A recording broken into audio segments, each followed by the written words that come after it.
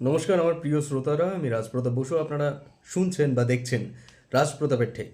রাজপ্রতাপের ঠেকে কিন্তু project passenger season 7 already শুরু হয়ে গেছে, যার প্রথম গল্প অরণ্য সাপদের বিভীষিকা অনেকেই আপনারা শুনে ফেলেছেন। যারা এখনও শোনেননি, আর মাত্র কয়েকটা ঘন্টা সময় আছে, তার মধ্যে প্রথম পর্বটি শুনে নিন। এবং প্রজেক্ট প্যাসেঞ্জার সিজন 7-এর এক্সক্লুসিভ পর্ব বিষ্ণুপুর রাজবাড়ির অভিশাপ, এই গল্পটি কিন্তু আসতে চলেছে। একটি এক্সক্লুসিভ গল্প, বারবার বলছি, রাজপ্রতাপের ঠেকে প্রজেক্ট প্যাসেঞ্জার সিজন 7-এর অন্তর্গত।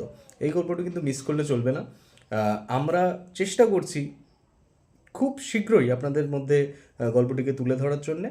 সেটা হতে পারে কাল অথবা পরশুর মধ্যেই। আম, আজকে অলরেডি আপনার 11 তারিখ হয়ে গেছে। 11ই নভেম্বর আজকে। আমরা চেষ্টা করব 13 তারিখের মধ্যেই, মানে হয় 12ই নভেম্বর কি 13ই নভেম্বর আমরা গল্পটি এনে দেবো আপনাদের সামনে।